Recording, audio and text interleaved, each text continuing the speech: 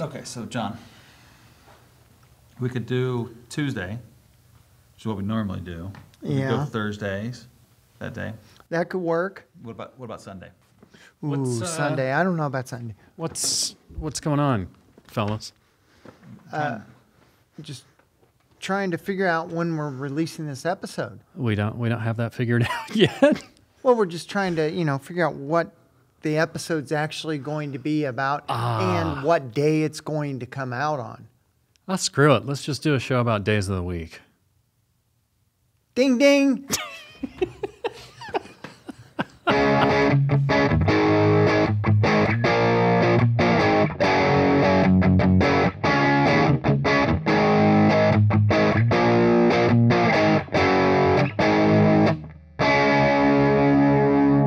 Vinyl Gang, you got the name of the show. It's Days of the Week. When we did the cities, towns, and other places, we found out that New York and London were the two most popular places in song. I have looked and looked and looked to see if there is a day that is more popular than others. Oh, and yeah. I would assume it's Saturday, but I haven't found any reference to that as proof. I'd say Saturday's pretty high up there. Yeah. Sunday, lots of Sunday songs. Yeah, that's true. And I think the type of stuff that you were listening to, like in high school, the post-punk type stuff, there's a lot of days in those songs. Yeah, there's a bunch of days. And, ironically, you'd think Friday would be big, but Friday's not huge. Yeah. Yeah. There are a lot of Mondays. Yeah, there's a lot of Monday. I mean, it's just an interesting thing. I love the themed shows. I hope everybody else does. But what it makes me do is it really makes me dig into my records. Yeah, it makes you dig.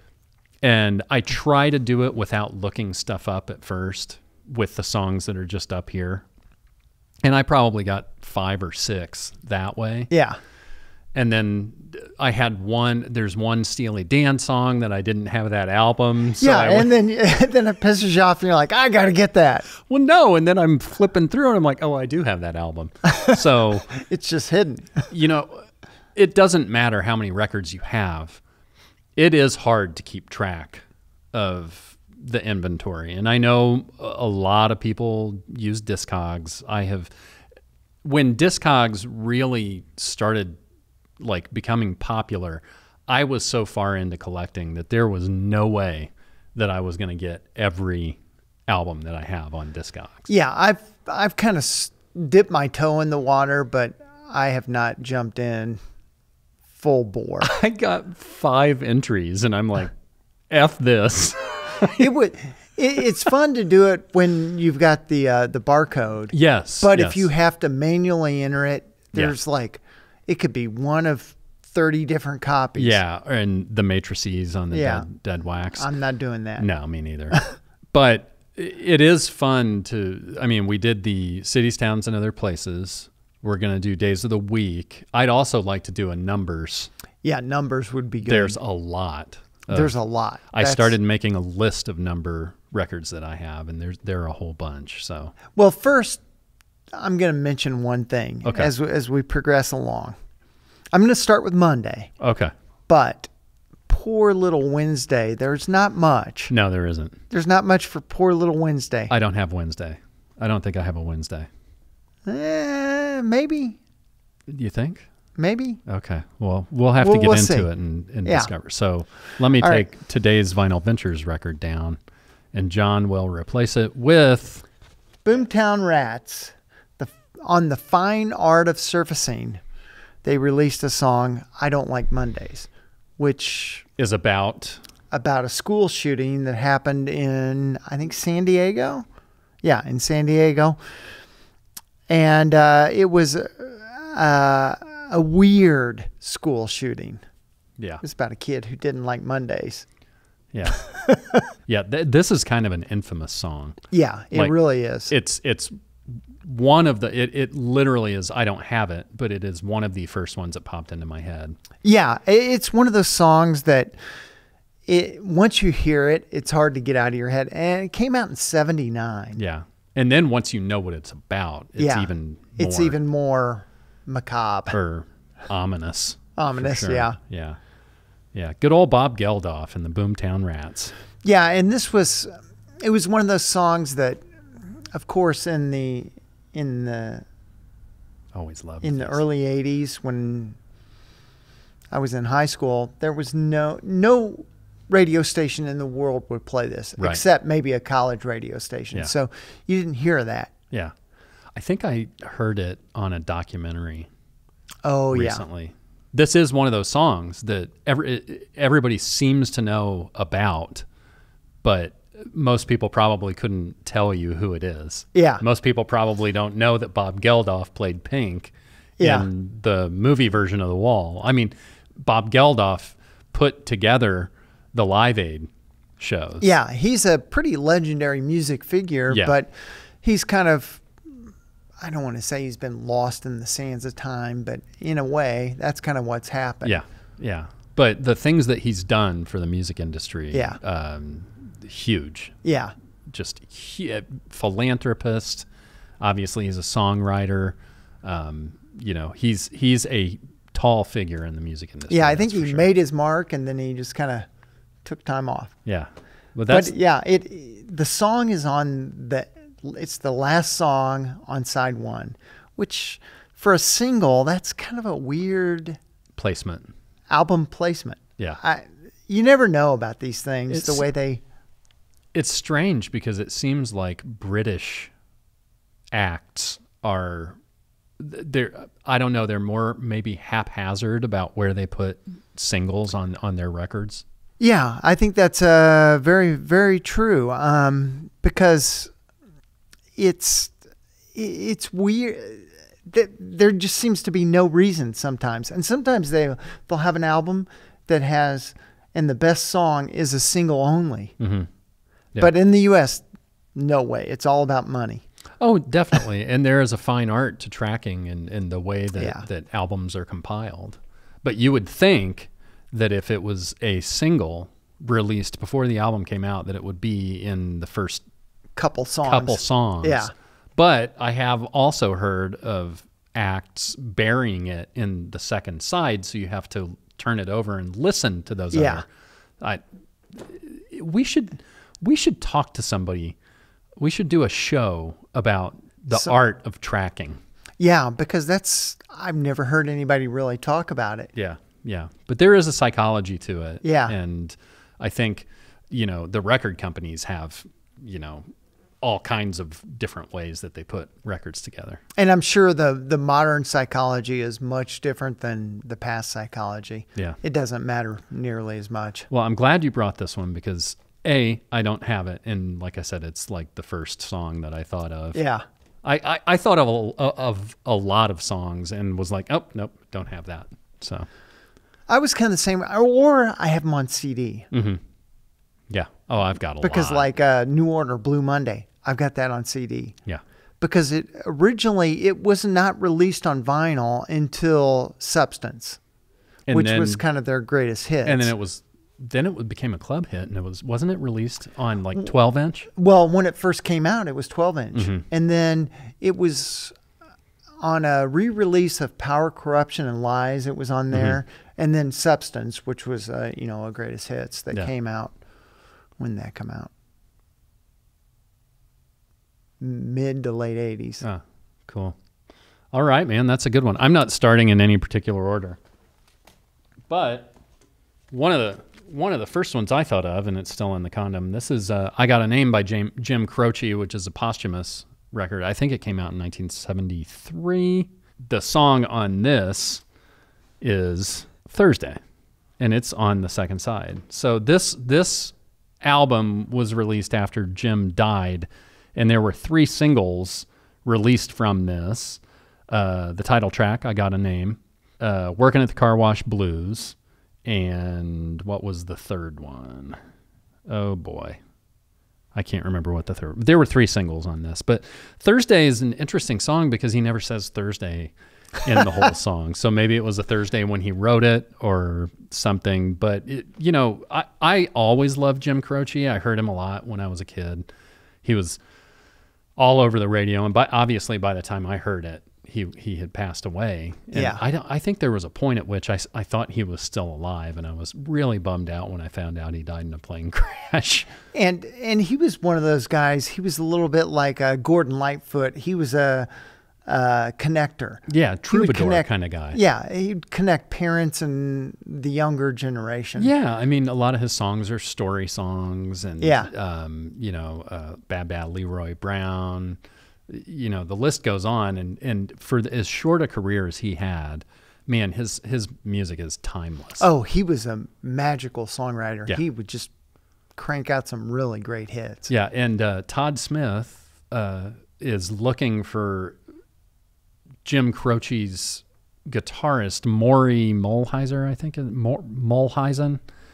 He had an album. He put one album out, and Todd Smith is looking for it. So if any of you have it, get a hold of Todd Smith. I'm sure he'd be happy to get that from you. Anywho, I honestly got this from Half Price Books. 50 cents. Price has been slashed. Yeah. I don't even know. 1187 is what it says. 281187. I don't know. Most of the time on Half Price Books, that number at the top is the day that they took it into their inventory. But that doesn't make a lot of sense. But you can see that I got it for 50 cents. And maybe it was a Saturday and it was half price Saturday or something. But yeah, I love all the Jim Croce stuff. I don't have much of it on vinyl, but I do have this record. Yeah, So. he's one of those. A greatest hits album is perfect for me. Yeah. All right, man. What's your next one? Next, well, I'm trying to go in order, Well, I appreciate you for that. and Between the Buttons, the Rolling Stones, Yep. Ruby Tuesday. Yes. And this is a mono record. From Oh, London. that's awesome from Yeah. London. Yeah. We have a Samesy. I brought a version of that. I brought the Through the Oh, Past Darkly yeah. Volume 2 with the wacky cover. Oh yeah. I Yeah. was trying to figure out which greatest hits this was on. Yeah. Like it wasn't on. I don't think it's on Sucking in the 70s. Nope. Yeah. Yep. I always love the packaging of this. Yeah, that's an awesome packaging. Yeah. Anywho, I brought that too because, it's a great song. Yeah. It's got a great melody. It's very singable and like worms into your brain. Yeah. So the first thing I thought of was my favorite bands and do they have a song or an album named after a day? And like I said, I got through about 5 of them. This song, Ruby Tuesday, was actually a Keith Richards song. I think he wrote the music and the lyrics. And I think he wrote it about an ex-girlfriend. Richards explains that the lyrics are about Linda Keith, his girlfriend, which is weird. His girlfriend in the mid-60s. So if they had gotten married, her name would be Linda Keith Richards. Yeah. That's just strange. I know that Ruby Tuesday is one of the songs that Mick didn't have anything to do with, but he really likes that song. Yeah, he said it's a wonderful song. So. Yeah, and it is a good one. I mean, there aren't a lot of Stones songs like there are Beatles songs that are ballads that just really, really stand out. You know what I mean? A lot of the Stones stuff is more rhythm and blues based or harder rocking. Yeah. So that's another way in which I think the Stones and Beatles just are completely different sides. Yeah, the Stones pretty much embraced that rhythm and blues and kept that throughout their career. Yeah. Well, that's a good one. I don't have many of the early Rolling Stones records, and this is a great one. I love this. It's album a cover. great cover. What year? Do you know what year this was? Between the Buttons, let's see. Because the Came photography and the cover of this reminds me a lot of Beatles for Sale, and I wonder if it was. This came out. The song came out in 66. The album came out in 67. Okay. So They were recorded in 66 and it was released just inching into 67 Cool. in January. awesome. Well, that's a good one too. Reached number 3 in the U.S. I love, and yeah, I think it was high. It charted higher in the U.S. than it did in the U.K. Yeah, which is Odd, very odd. very strange. That's a good one, man. You're next. Am I next? One of the first songs that popped into my head was Another Saturday Night by Sam Cooke. And, you know, I have it on multiple records. I love this greatest hits. This is an RCA greatest hits. Authentic Golden Treasury Collector's Edition. And I like that cover. yeah, it's an a lot. RCA cover. Yeah, when I saw this, I think $8? It's 3 records. 3 records? Yeah. And is it from Half Price Books? No. Big Guy Music. I don't know where Big Guy Music is. But yeah, I got it for $8 for 3 records. And I don't think you can beat that. There's a bunch of compilations out there. Yeah. And Sam's one of those guys. He just is such a wonderful singer. Yeah. Kind of like a lot of ballads, but also just a party type singer. Yeah. You know, He has fun. upbeat music. Yeah. The live album that he did that we both have. That's I fantastic. love that album. Yeah. And the performance on it it's a moment in time, Yeah, that makes you wish, God, I wish I would have seen that guy live. or that he was still around. And I'll just show it. This, if you guys want a fantastic Sam Cooke collection, Portrait of a Legend, 51 to 64, is just absolutely wonderful.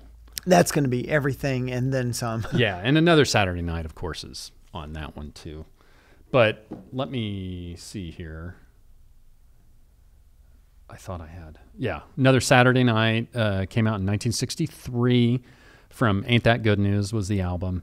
And it reached number 10 on the Billboard Hot 100 and number 1 on the R&B chart for just 1 week. And in the UK, the song peaked at number 23 on the UK singles chart. So, you know, he was just one of those stars that burned really, really brightly. Yeah.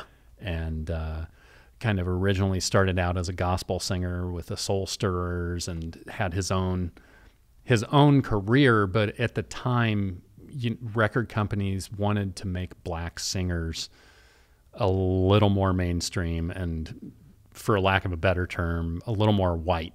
And, you know, even working within that confine, he's one of the best voices ever in recorded music. And my wife and I danced to a Sam Cooke song for our first dance. And at your wedding, yeah. And that's super awesome. And I've been a huge Sam Cooke fan since then, and she loves him now too. So it's kind of a cool little connection there. But I could put anything by him on and just be fine to listen to it all the way through. So, but if you find a 3-album Sam Cooke collection for $8, buy it. All right, I'm going to do a little rewind. I was not wrong what I was about to say about the Rolling Stones Between the Buttons. Okay. Actually, We're going back. so we're doing a rewind. Just because I think it's important to point this out. Ruby Tuesday was included on the U.S. version of this album, Between the Buttons. while it was left out on the British version. And is this so this is the US version? Yeah, because it's on there. Huh. Interesting. Yeah. Well, I mean, that's Well, and it may even be an import. No, it's printed in the USA.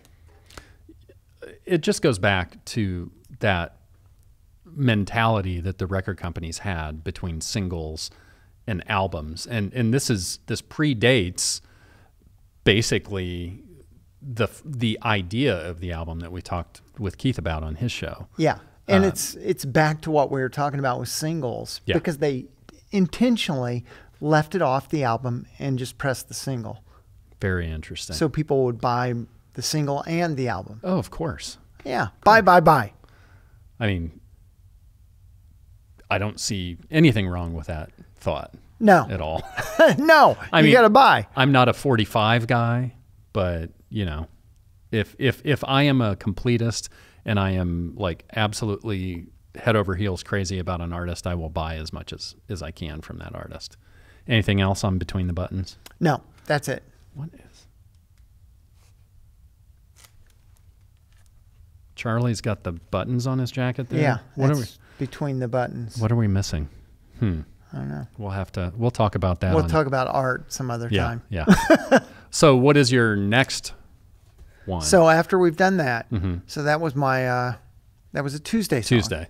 I like how you're going in order, and I'm just willy-nilly. So I'm still doing Tuesday, and Oh. this is Leonard Skinner Greatest Hits collected. Sorry, that's great. collected. That's great. It sounds more.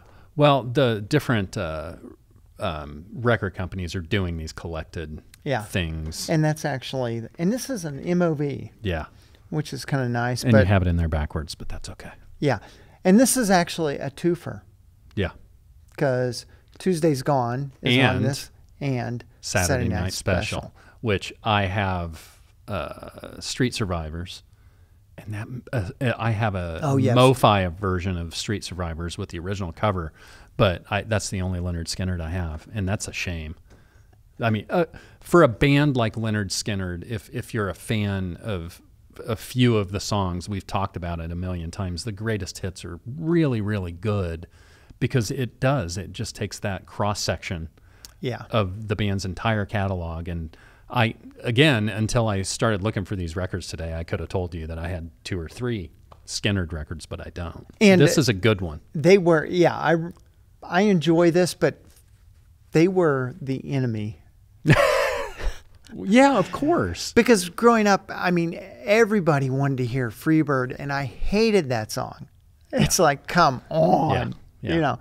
And they were just the epitome of what the pedestrians listened to. Yeah, yeah. Not the cool post-punk. Yeah, they weren't Gothy. the cool goth fun band. And there was no, there was no mistake about it. They were complete Americana. Oh yeah. It's Skinnerd now. We just lost the last original member of Skinnerd, so now, from what I've heard at their live shows, they consider themselves a tribute to the music of Leonard Skinner. Oh, that's good. It's kind of the Yeah. way they handle it, which I think is pretty classy. Yeah, that's a classy way to handle That it. band has been through so much, and so early on they had the plane crash and the members of the band dying, including the lead singer, and being able to transcend that and move forward is huge. And I mean, from that point, they were still big for the next, 30 years. 30 years. Yeah. Yeah, it's amazing. And it's a great story, and I'm glad that you brought some Skinnerd. Yeah. I love the MOV version of that. I think that came up on one of my vinyl groups, and I was like this close to buying it. And I saw it was an MOV, and I'm like, oh, yeah. Yeah. These are typically like $40 because they're 2 records. Yeah. This, I got a pretty good price on this, if I remember right. Any MOV press is worth having. Yeah. For sure. Well, that's a good one, man. Yeah. Awesome. Well, I have another classic. Some Harry Chapin. And look, I don't know if I paid that or not. But Sniper and Other Love Songs. But the song on here is Sunday Morning Sunshine, which is great. I love Harry Chapin. He's kind of another sort of in that Jim Croce vein story song. I think of guys like Jim Croce and Nielsen and Harry Chapin. They're just kind of a step above from a songwriting perspective. Yeah. And Sunday Morning Sunshine, this was on his 72 album, Sniper and Other Love Songs. It was released as a single that same year, and it was a top 20 hit. And, I don't have a lot of Harry Chapin, so this is a great one to have. I love the picture on the back of him jamming with the band. But, I mean, that's the thing about, what is that? Is that like I don't know what that is. That's almost like one of those lights that the doctors would Yeah. turn on. It does look like some sort of medical. It is. It's some sort of flashlight because there's I don't know. Huh. A magnifying glass, maybe. Yeah, I love the picture of him there too. But like I was saying, I think of him as just like on another level, songwriting wise, and those story songs exist everywhere. Oh, yeah. And they everywhere from pop to rock to heavy metal to country to the more singer-songwriter type dudes. And those types of songs are always great to throw on a turntable and give a listen to. But Yeah. Sunday Morning Sunshine, give it a listen. It's a great song. Harry, Harry Chapin. looking very 70s. Proud of you, Harry. Absolutely. Next up. All right. Our good old friends, Blondie. And I got to remember which song I I see had. those parallel lines. Yeah, do you? Yeah. Blondie, Sunday Girl. Yeah. And this album was kind of Blondie's big Breakout. big album. breakout. And it had no less than 6 singles. Yeah. 6 singles from one album. Was it 79? Yeah, 78. I 78. believe. Okay. Yeah. September of I have 78. this. I have this record. It's the only Blondie record I have. It's a good one to have. If you're going to get a Blondie record, this is the one to have. It's a greatest hits. Yeah. Essentially is the greatest hits. But Sunday Girl was the 5th single released, and it didn't come out until May of 79. Okay. Yeah. That I always loved Blondie as a kid. I think obviously it was because of Deborah Harry. Yeah. I just thought she was beautiful. She was a sex symbol in the 70s. And the other thing about it, if you think about it, there really weren't any bands with female front people. Not a lot. Like you had you had Carole King, and you had artists, you had women Yeah. who were individual artists, but nobody had really seen anybody that looks like her leading a band before she did. Yeah, and I think intentionally the band Played that up. were all guys. Yeah. Absolutely. And I always loved the black and white Yeah. with the skinny ties and her wearing the white dress on the cover. That's awesome. What's on the back? Oh yeah. More relaxed pose, and you see The shoes. you see the all shoe their shot. shoes. Yeah.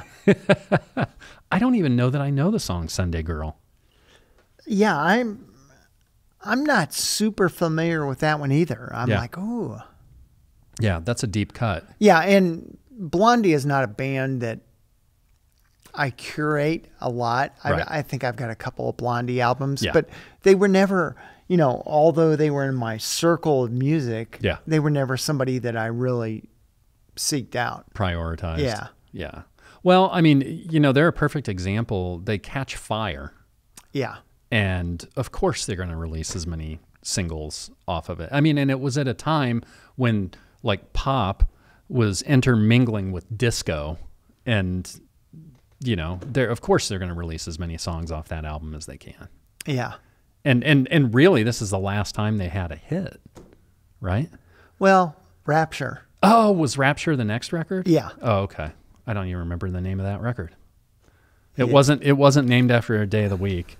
I have no idea. No. This is Chrysalis Records, by the way, with a little butterfly, in case any of you brand geeks are watching. Yeah, that's a good one. I actually flipped by that one today, and I had no idea. Yeah. I was like looking through my records, and there goes Blondie. I had no idea about Sunday Girl. It's one of those songs that doesn't. I didn't think of being Blondie, but then I'm Yeah. typing in some searches, and it's like, oh, Blondie. When I was like looking this morning, bleary-eyed, after I came up with the ones that I came up with, which were, I think 4 or 5 of them, I was just thinking back to a time when you wouldn't have had that ability No. to, yeah. you know what I mean? Where you had to pull out every record and look at all the songs. Right. Can you imagine how much freaking time that would have taken? It's pretty amazing, isn't it? Yeah. Suddenly it takes us 8 hours to do a 2-hour show. Yeah. Then Keith would have been waiting around twice as long, Yeah. or maybe 3 times. So That's what a do you- good one. Oh, geez. Sorry. And it was a cutout at one time. Yeah, I always think it's interesting the difference between why were some of the cutouts punched as opposed to cut Probably just for record because company. everybody had a hole punch. Or Everybody had a hole punch. It was Yeah. easy to punch. something? Yeah, so strange.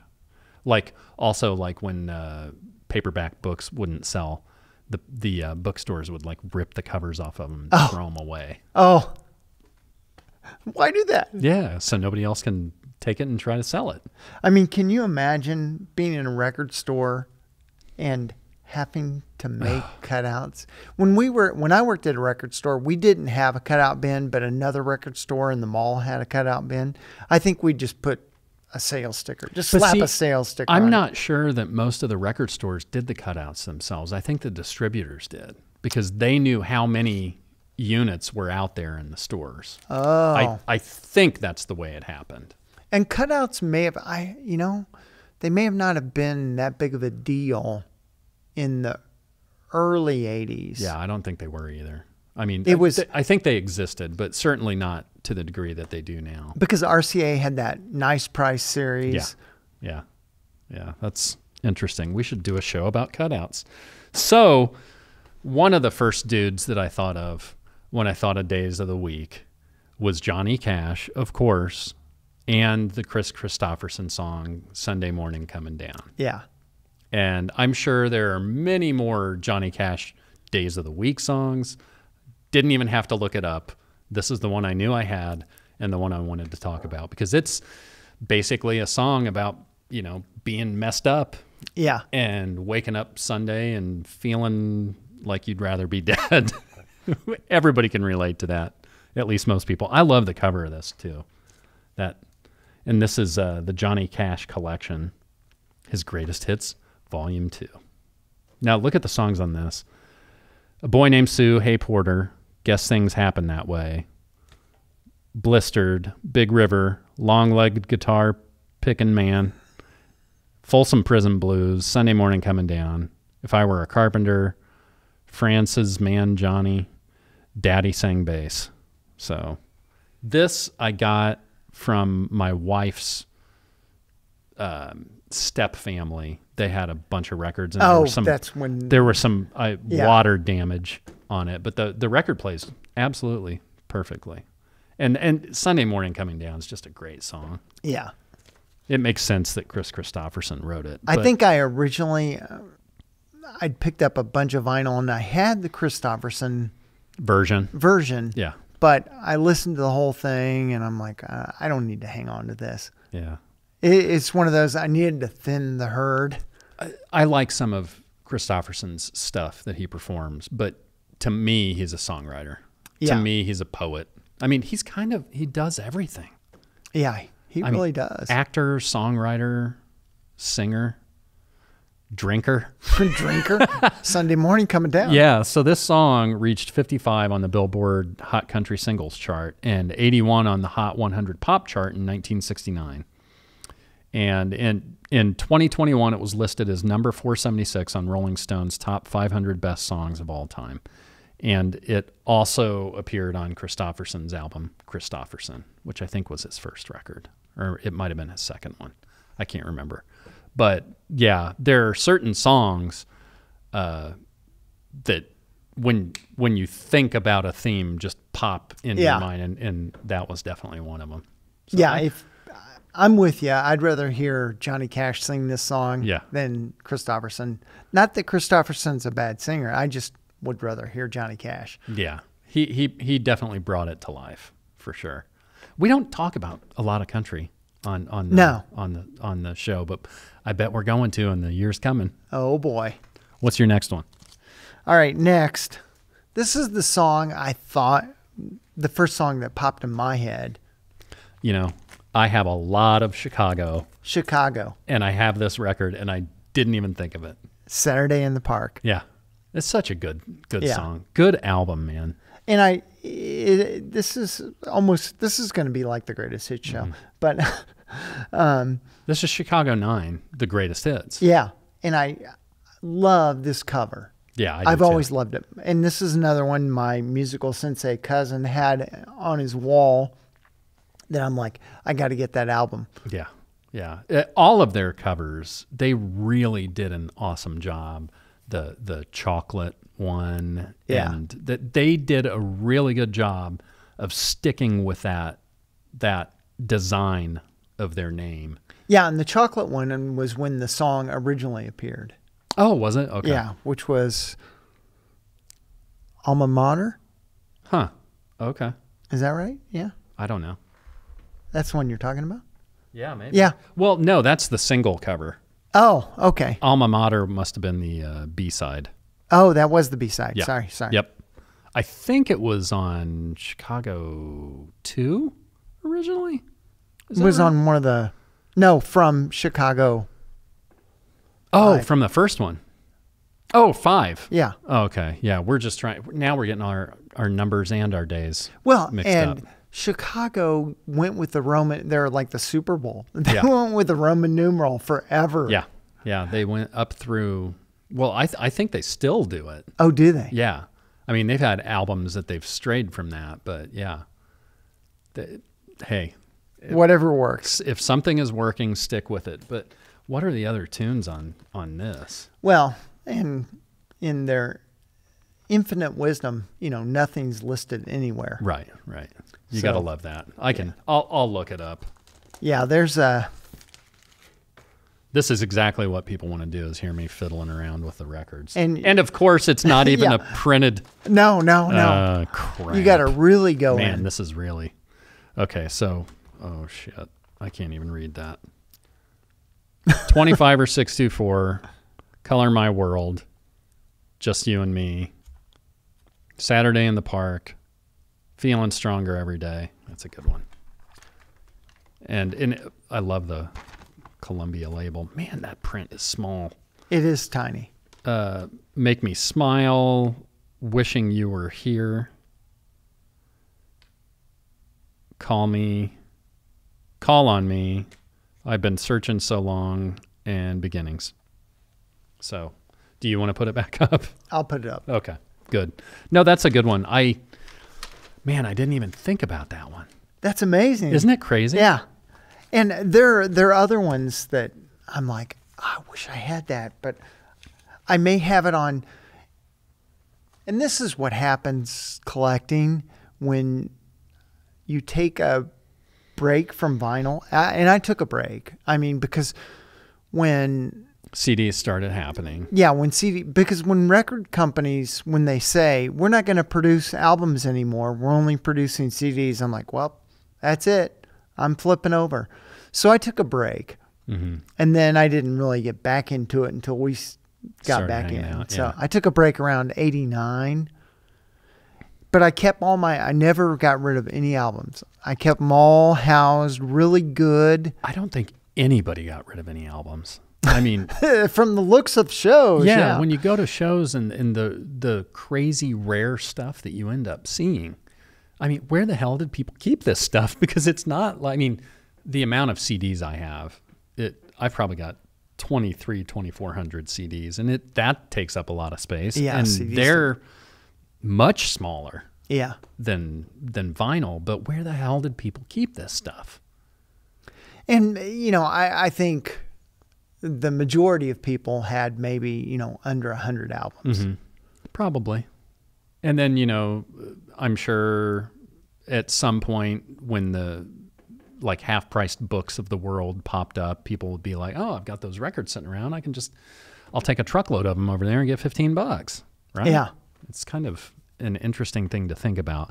But from a release standpoint, you're right. The industry came to an absolute close, and it was cassettes, which were on their way out, but portable, and then CDs. So, well, my next one is one that I could have sworn that I did not have. And this is Katie Lied by Steely Dan, and the song's Black Friday. The song is about Friday, September 24, 1869, where there was a failed ploy that left many wealthy investors broke.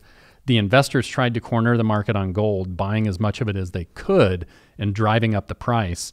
But when the government found out, it released $4 million worth of gold into the market, which drove the price down and clobbered the investors. So, yeah. Huh. I've always loved the back of this record. Black Friday is the first song on side one. But look at how young these dudes are. You know, there they are.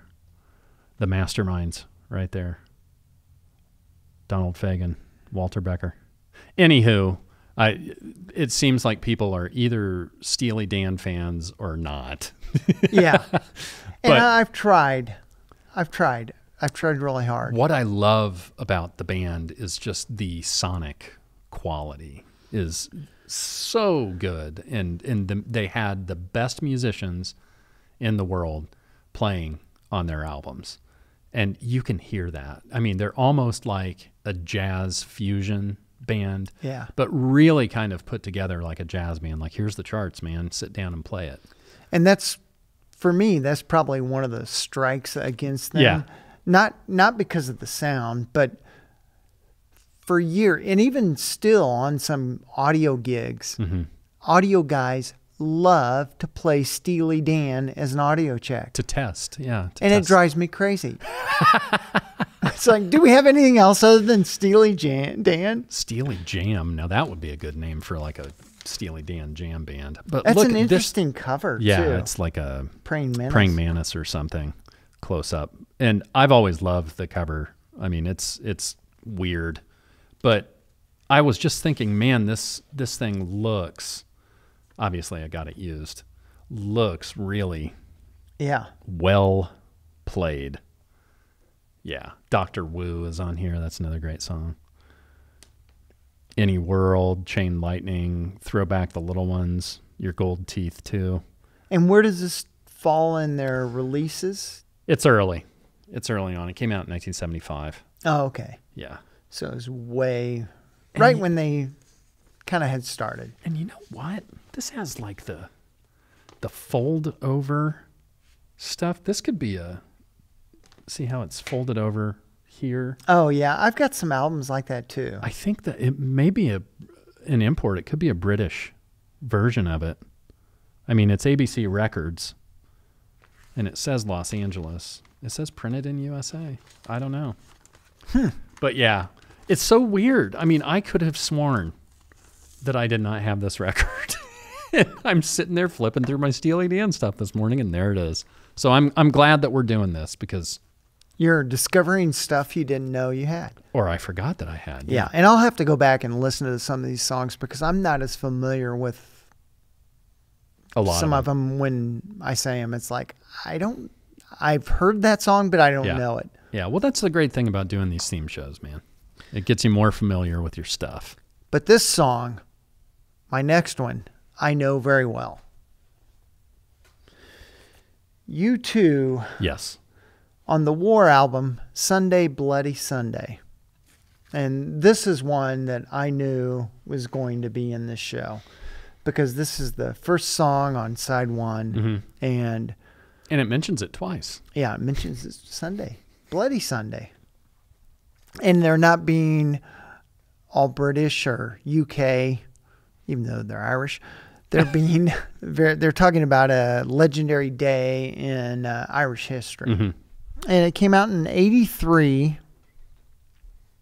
And it's one of U2's most political songs. And the lyrics just describe the horror felt by Derry, where British troops shot and killed unarmed civil rights protesters in 1972. Yeah, I remember this is like one of the first songs that I heard from them. Oh, And it was very, like politically driven. yeah. And I was, 9 years old at the time. So I missed out on that early U2 experience. I was coming out of my early 80s country bumpkin stage at that point. But yeah, this is one of the first ones. Even though I knew I didn't have it, this is one of the first ones I thought of. Yeah, and the version of this song that gets all the play is the Live at Red Live, Rocks. yeah, with all the Yeah. like fog and It's so cool looking. And yeah. Oh, that is Red Rocks, isn't Yeah, it? that is Red Rocks. Yeah, that's a very cool live performance for Yeah. sure. And this is really when U2 was starting to become bigger. This Yeah. is when they were on their rise up. Yeah, for sure. I mean, 4 years before the Joshua Tree. Yeah. But no, they're such an interesting band to be one of the biggest bands in the world. I kind of look at them. I look at Metallica. There's a couple others who are literally just the biggest bands in the world. Yeah, and they this was their third release. I mean, following Boy and October, and it was probably their most rockin' album. Yeah. I mean, the drums were just very omnipresent Yeah. everywhere. He's one of my favorites. I know he's not touring with them. Yeah. And he's not playing in those shows at the Sphere Yeah. with them, but he's always been a favorite. Yeah, their rhythm section is amazing. Yeah. I mean, everything about the band. I mean, the Edge on guitar does some just otherworldly stuff. Yeah. Nobody else was doing what he was doing on guitar at the time. Very distinctive. Yeah. When you hear him, you know who it is. In all of the popular music out there, it's hard to stand out as any kind of musician. Oh, yeah. As a singer, as a drummer, guitarist, but the Edge absolutely does. I mean, when you hear him, you know it's him. Yeah. And that's cool.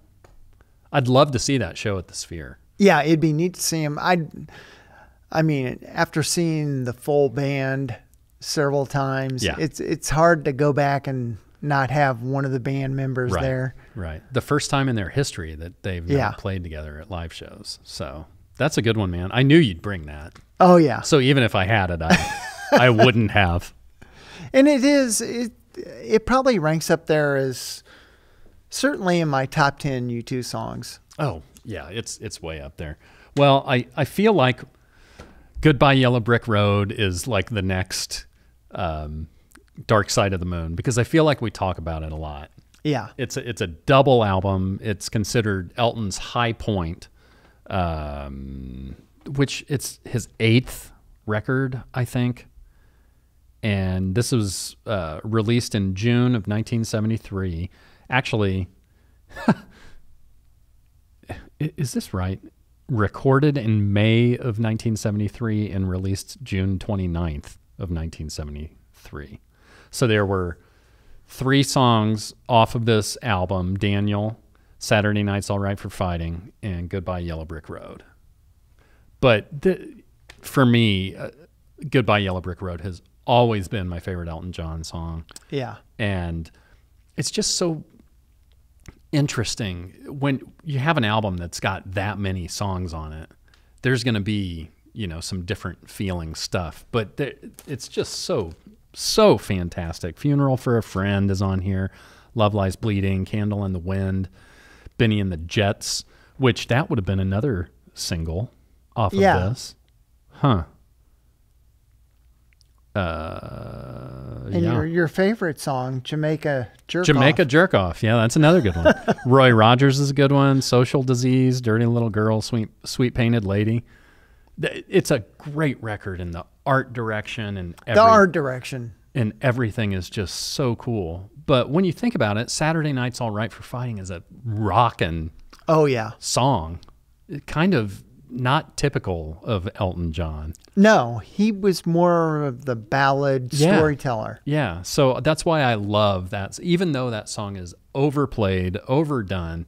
I never really get sick of it. I knew you would bring this one, so Yeah. that was Yeah, yeah. And when I was in a promising local band, we actually played Saturday Nights Oh, All Right did for ya? Fighting, because why not try to play an and Elton it's John song? it's probably a Saturday night when you're playing. Yeah, well, we played all the damn time, but yeah. And you can see, I've pointed it out before, but I got this album for $8, so it's been a while. I love it. I've got multiple copies of this record. This is like a greatest hits Yeah, all in it's a one for really, and it's a, I mean, you get 2 albums. It's a lot to dig into if Yeah. you're going to listen to it front to back. Yeah, yeah. I don't know. I don't have the length of the album, but these are not short songs. I think Funeral for a Friend and Love Lies Bleeding, kind of one song. I think that's 8 or 9 minutes right there. But you know, to start a double album off with an instrumental track like Funeral for a Friend, Yeah. that's ballsy. But when you become the biggest star in the world, Why not? you can do ballsy things. Yeah. All right, man. All right. Next. So, why not another Saturday night? Why not? Another Saturday night. Grateful Dead, Yeah. Skeletons from the Closet. And Oh, what a great collection, right? yeah, it's another collection. Fun art. Look at this art. Yeah. It's really, really super cool. Yeah. You've got her using her fingernail as the stylus. Oh, the yeah. skeleton being the the skeleton's turntable. playing the turntable. I've Yeah. never really noticed it. Is the skeleton smoking, or is that? Well, yeah, he's dead. Why not? Or is that one of those jazz cigarettes? No, he's smoking. You think he's smoking a joint though, or is it a cigarette? Who knows? With the dead, it could be both. I think both. Yeah. I why think not they. wrap I think them? they would recommend the Yeah. left-handed cigarette. Yeah. though.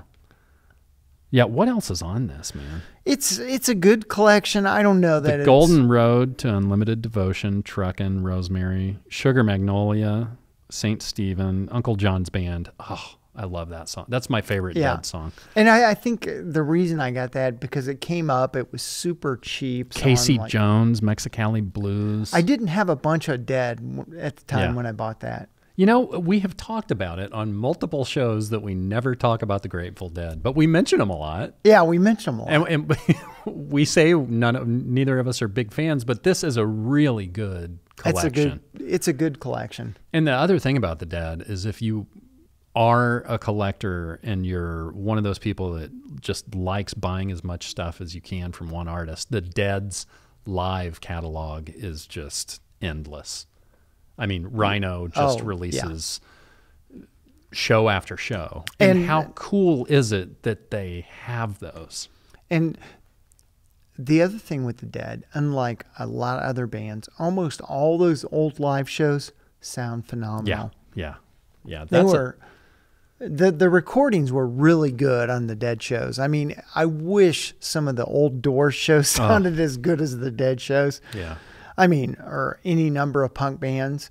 I don't know. I just think that, you know, in the middle, you know, the late 60s, early 70s, live, until Frampton Comes Alive, until Kiss Alive, until Cheap Trick at Budokan, I don't think that live performance, capturing a live performance was a priority for a record label. They probably just didn't even think that it would be a thing, but it certainly became a thing in the 70s. Yeah, and it may have not have been a thing for the label, but the Dead embraced it, and they had a section set up where people Where you could come put, record. You can put your 4-track recorder and Yeah. everything you want right there. In that regard, they were definitely ahead of their time. Yeah, For sure. they And they saw the future, and the future is now. There are literally like 5 songs on here that I really, really like. I have Yeah. this on CD, but I have no Grateful Dead on vinyl, so I need to do something about that. probably if I'm recommending a vinyl to pick up for somebody, it would be, and I have it on CD, but I don't have it on vinyl yet, is the Dead 72 Europe. Oh, cool. Okay. It's a 3-album set. It's the one with the ice cream cone guy. Oh, okay. Yeah. Cool. That's awesome, man. Good on you for bringing the Dead. Got to have some Dead. Oh, and did I say 72? 72. Okay. Well, the next song that I immediately thought of was Monday, Monday by the Mamas and the Papas. And this was released in 1966, written by John Phillips, recorded by the Mamas and the Papas. And, you know, we've talked about the Wrecking Crew many times, Glenn Campbell, Leon Russell. I mean, the list, you know, the woman that plays bass, can't remember her name right now, but, you know, the Wrecking Crew is basically the band on this, and just out of this world good. But the thing about the Mamas and the Papas is that they're kind of that folky, like 60s folk movement, but they're pop stars, man. They're pop singers. Yeah, it's really pop stars. And the harmonies the way their voices blended together. I mean, when I was growing up, whether it was my aunt or my mom and dad or anybody in my family listening to music, inevitably they'd be listening to the Mamas and the Papas. They would pop on the turntable. Oh yeah, yeah. And I loved it. I mean, there are things that have come out about John Phillips since then Yeah. that have not made him Not so flattering. not put him in the best light, but strictly, and this is one of those things that we talk about a lot, where you have to separate the artist from the art, Right. and how hard it is to do that.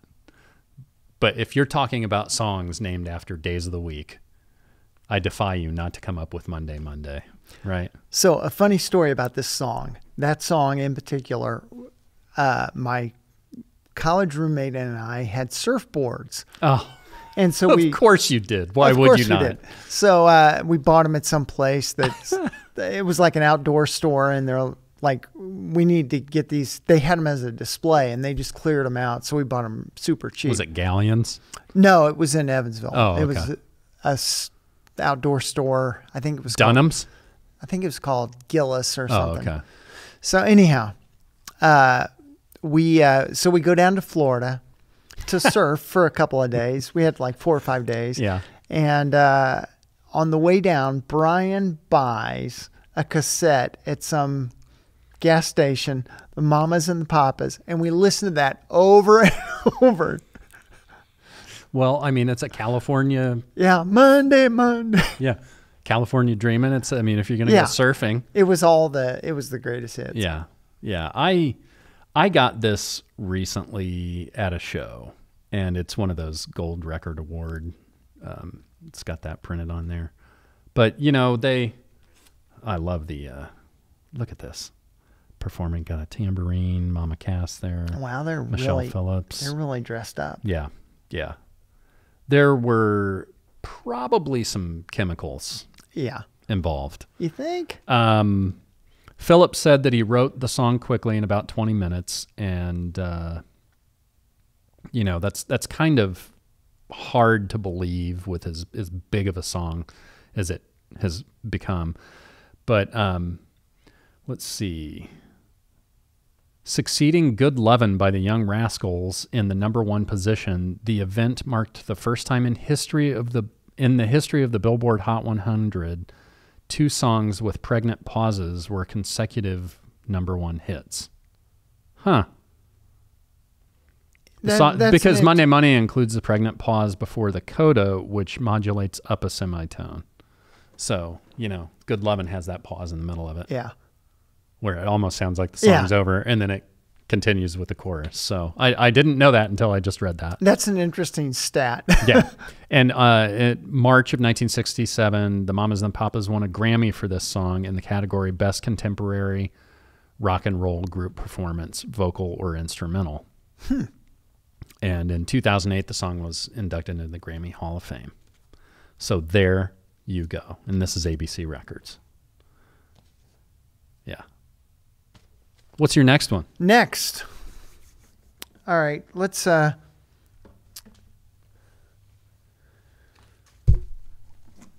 go back a day, and you knew I was going to bring this. Velvet course. Underground and Nico. I still don't have this record. Really? Yeah. I need to get it. Yeah, you need to get it. Sunday morning, and this song is just really, I love everything On the record. on the record. I mean, this first record is Nico's voice. I've even got some releases from Nico. Mm-hmm. Her voice, it's just so ethereal. It is. It is. Otherworldly. Yeah, it's not one of those things you want to listen to for hours on end, Right. but it's a good mood setter. Yeah. Yeah, that's cool. Yeah, and this, of course, the album came out in 1966.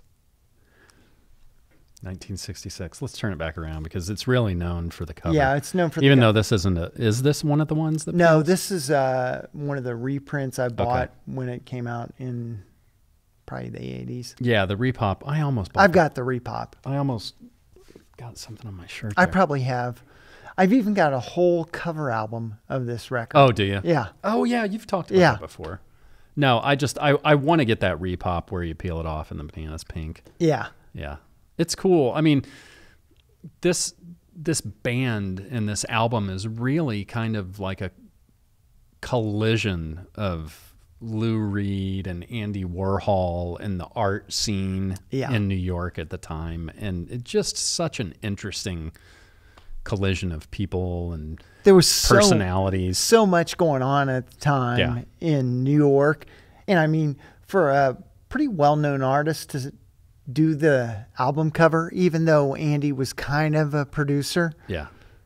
is pretty legendary. Oh, yeah. Yeah. I mean, he was playing, the Rolling Stones. Mm-hmm. He was starting to do stuff with all kinds of players in that world. but this really kind of raised his awareness. And Yeah. and not that I don't respect the Velvet Underground, but I'm not sure that if Andy Warhol hadn't been involved with this, that the Velvet Underground would be as huge as they are now. Yeah, well, and I mean, it's not like they became a big international hit. No, but I mean, they were one of those bands that operated on the fringes that was an influence for everybody. yeah. And, Andy Warhol kind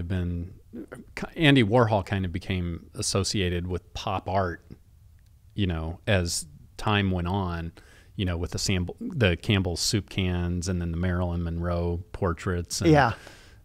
just amazing visual artist. He was also a filmmaker. I mean, the guy did everything. Well, and I think they were all living in the same space and Yeah. playing in the same space at the time. So who knows what would happen in that space? Was it called The Factory? The Factory. Yeah, yeah. Kind of reminded me of the Factory Records Yeah. unboxing that you. And it was did. kind of the same theory. Yeah, kind of an artist commune Yeah. Really, that's what it was. kind of thing. Yeah, that's a good one, man. I figured that would be here. Yeah, you knew it had to be here. And let's see. This song, it's one of those songs that's been covered by tons of bands. Mm-hmm. I mean, Matthew Sweet, Nina Hagen, Nick Cave, the Feelies, OMD. Orchestral maneuvers in the dark. Yes. Yeah, I know what the OMD stands for. But it's one of those songs that just sticks with you. Yeah. It's been called, what was somebody called? Dreamy pop. That's Dreamy pop. It is very dreamy. I think the whole album has a dreamy feel. druggy. Druggy, yes. Druggy pop. Yeah, and this was, given the time it came out, it's when really LSD was starting to make its way heavy into the music industry. And a lot of the artists were taking LSD regularly. Yeah. Enter Sid Barrett. Enter Sid Barrett. Enter and exit Sid Barrett. Yeah. I think I read something recently where, there was a period, and it was around this time, 67, 66, John Lennon was taking LSD daily. All right. All right, you go, John. Well, we could do a whole show on this album. Oh, yeah, I mean, easily. They say that the Velvet Underground created thousands of bands, right? Oh, yeah. I absolutely believe that. Yeah. And the B-side of the single was Femme Fatale, which I may like Better. better. Yeah. I'll have to give it another listen. I like the whole thing. But it's dreamy pop. I think that's a good way to, Describe it. yeah. Awesome. Good one. You're next. Well, you knew I'd find a way to shoehorn Midland. Oh, And my gosh. There's a song, King of Saturday Night, on here that's really great. This album, awesome. This is The Last Resort, Greetings From, And they've been described as like neo-traditional country, but they have like the 3-part harmony thing going on, and just the songwriting is fantastic. What's neo-traditional country? I'm still so- struggling with that. New but traditional country. And like the first time I heard them, I'm like, man, this sounds like something I would have heard in like 1979. Oh, okay. So kind of outlaw country. Oh, okay. Yeah. That's I hate like assigning a certain genre Really? to music. I mean, I think that there's a good, it's a good way to talk about things, especially in a historic point of view.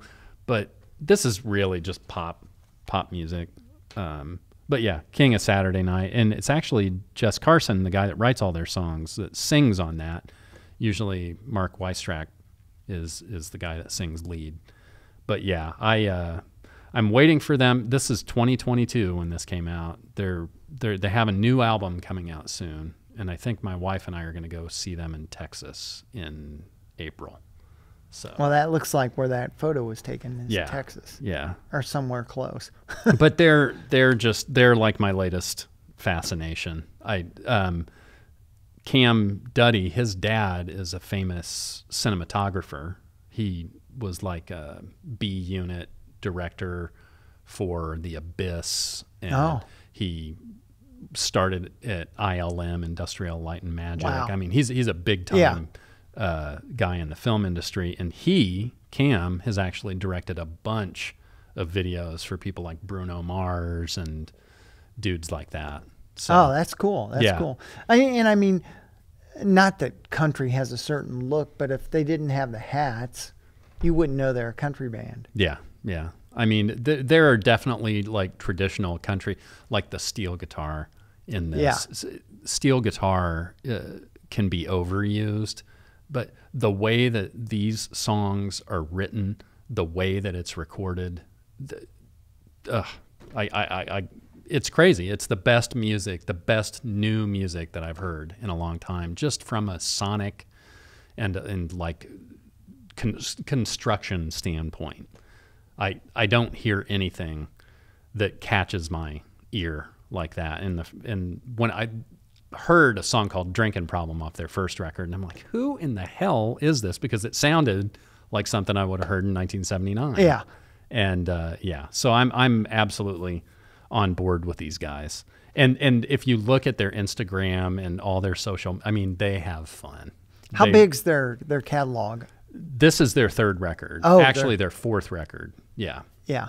So they haven't been around a long No, time. their first record came out in 2017. They've been around since 2014, and they had 2 records, and then they put a record out that's kind of that they recorded early as like a demo record. So technically, they have 4 records out. Yeah. Yeah, but I'm on board, guys.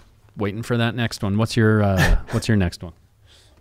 This is a early Cure collection, and the weird thing about this record, it is a collection after they've only put out like 3 records. 2, maybe. Oh, really? Yeah. Okay. I mean, it's super early. This came out in 1980, and the band really only started 78. Mm-hmm. Maybe their first album was released in 79. So let me guess which song is on here. It's not the one you think. Is it a Thursday song? Nope, it's a Saturday. Oh, okay. 10:15 Saturday night. Okay. Man, it is. It's not Friday in Love. I don't have that on vinyl. No. Friday I'm in Love. Yeah. Is that Disintegration that's on? No. I'm not sure. Okay. Right at the moment. That's fine. But I don't have it on vinyl. Interesting.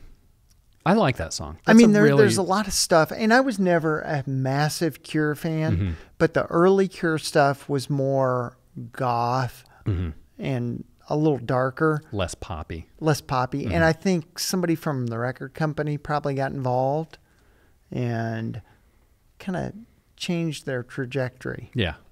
Well, they have just become like the goth 80s goth band. Yeah. Right. and they're still touring, you know. And I got to tell you, Robert Smith is kind of a hero to me for wanting to keep ticket prices down. Yeah, he's tried a lot of stuff that just. I mean, it's like he's up against the big machine, but the machine's stronger. Yeah. And he's trying. Yeah.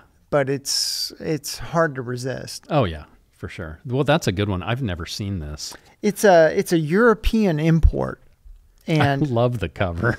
and it's one of those things that one of the record stores in the mall, not the one I worked at, but the other one. Yeah. They had all these European imports that would be cheaper than a lot of new stuff. That's right. So that's And- where you got it. Yeah, so I think this came out this is maybe from Holland. It's on Fiction Records. Wow. February of 80, huh? Yeah. Cool. Post-punk. Post-punk. That's, But I mean, this has a bunch of Cure songs I really liked. This That's was awesome. the Cure that really connected with me. Like the album Singles on a Beach came out when I was in college, but I Yeah. wasn't into the Cure enough to pick that up. I like this. That's great. Yeah, that's cool when you find something that's kind of rare. Yeah. You know, when you look at some bands, some of them put greatest hits out after only one or two or Yeah. three records. And the term greatest hits is very loosely used sometimes. It's just a compilation. Yeah, and this was more of, I don't even think they had enough material to have a greatest hits. It Yeah. was more of a collection that they're selling in another country. Yeah. Because listening to a couple of podcasts about record labels at that time, they were really trying to branch out. Like the UK was happening, the US was happening, but if you could make inroads into any other country, the record companies were all in. Oh, totally. Yeah. So they want to just, because there was no way to spread the word other than the band being there. Right. Right. That's a good point. That is cool. I have not seen that before. Yeah, it's one of those that you're not going to see many of. Was that your last one? No, I should have one more. Okay. Well, this is my last one because I had a samey with Oh you. yeah, we had a same Z. And I figured 8 days a week would be a perfect Yes. one to bring. This was actually originally live at the Hollywood Bowl. And then when Ron Howard put the 8 days a week doc out, that live recording became the soundtrack for the movie.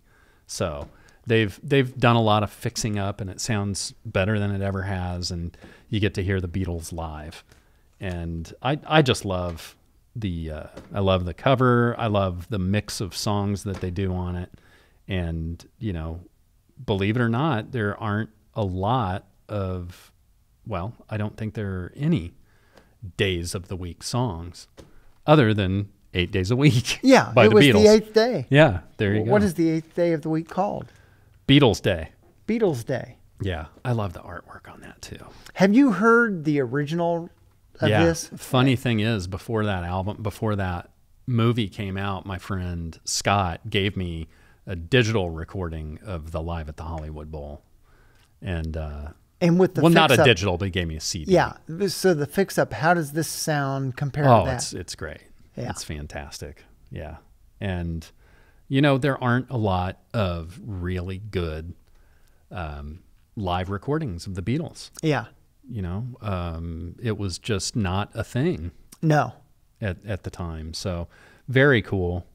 And, I need to watch. I haven't even watched the whole film. I've only watched parts of it. So Yeah, I'm not even sure I've watched that one either. yeah, when I heard about it, I'm like, Ron Howard doing a Beatles movie? Okay. Whatever, Okay. man. I mean, he can pull anything off, really. Yeah, let's take a look real quick. I know I'm tempting fate by pulling this out of here. Uh-oh. Losing the hype sticker. Hype sticker. It's square though, so that's all right. Both of them. Let's look at Two the- hype stickers. Yeah. And it's kind of got Wow. the jazz treatment in here with a little story. A little story. That's Fans shrill cries greet Beatles on Bowls stage. yeah. That'll That'll happen. be some reading. There's Yeah. probably more reading inside. Just beautiful pictures. Oh, and then of course you have, you know, some. Oh, there they are taking a bow.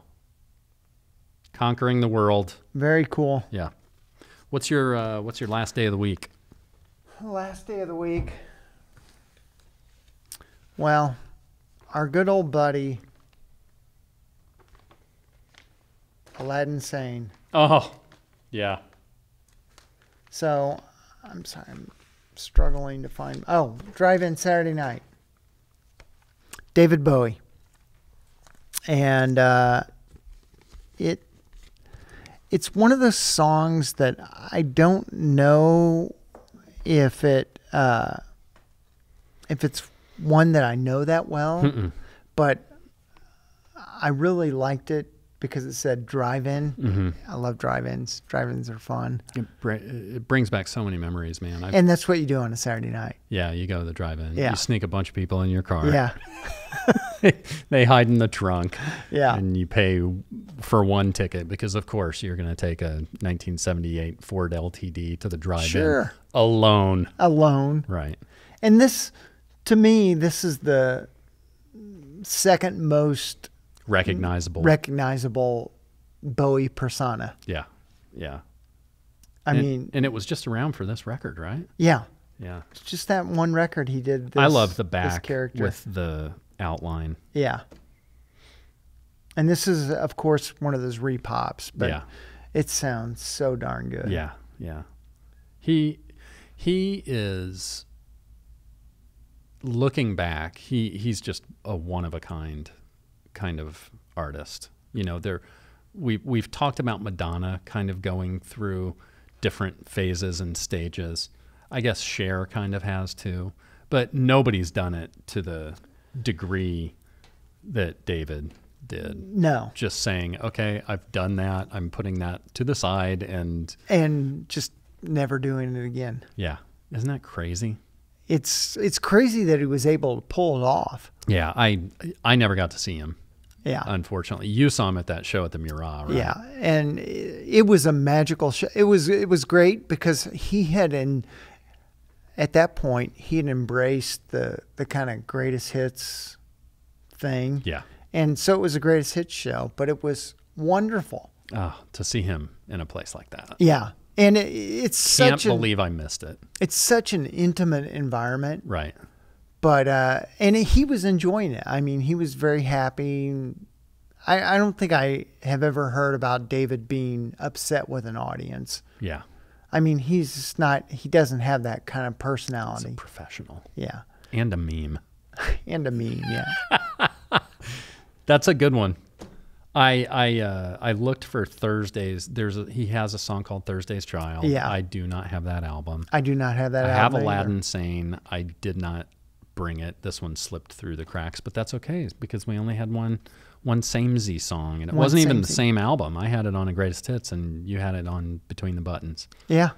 So that's pretty cool. And there's the one day we left out, Wednesday, Mhm. but there's a Monkey song.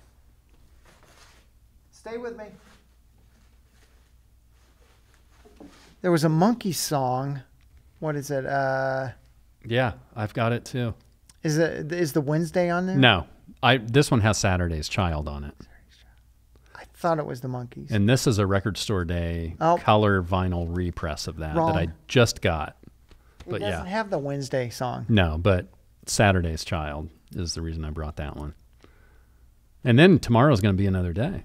Yeah. Yeah. So it's kind of falls in line. Anywho, it's been fun talking about our collections through the eye of these themes. Yeah. And we're going to do a numbers show too. Yeah. Numbers. We could probably do 10 numbers shows. We're also going to do more ranked shows. And I think we came to the conclusion we want to do the Rolling Stones ranked. So that would be like a top 10 ranked. And that's Oh, just the top 10. yeah, and that's going to be tough to do too. Yeah, that'll be tough. because I think the Stones are also one of those groups that different people like different eras and different songs. And maybe we don't even have to agree on that. No, we'll argue. Yeah. That'll stir the pot. Jane, you ignorant Yeah. slut. Well, we want to thank all of you guys for coming along on this little journey with us. We want to remind you to go to the YouTube channel, check out all the video snacks we have on there, which Jacob has been super busy putting stuff together. If you thumb through that, there's just beautiful thumbnail after beautiful thumbnail. There's snacks and full meals. Yeah, full meals. But we also want to remind you that through YouTube Music, you can listen to the podcast audio only, or you can watch the podcast on there too. And it's nice because if you listen to the podcast on there, you can let your screen go to sleep and it'll keep playing. So that's very important That's to a remember. new update. Yeah. We're not sure if it's through YouTube or iOS, but Yeah. it's an update. Yeah. And we also want to remind you to go to our social media pages. We want you to tell us what you think about the show. Give us ideas for shows. Tell us what unboxings you'd like to see. Or, we have some stuff with equipment that we're going to start talking about too. So if you have any equipment stuff and we can get access to it, let us know and we may give that a shot. Any other things that those people out there need to do for us? Subscribe, and share, and like stuff. Yeah. Subscribe, share, like, listen to the podcast, watch all the stuff on the YouTube channel. Man, you guys have a long laundry list of stuff that you need to do for us. But we appreciate you guys coming along for the show. So for Wheels, I'm Jay, and we'll catch you all the next time around. It's a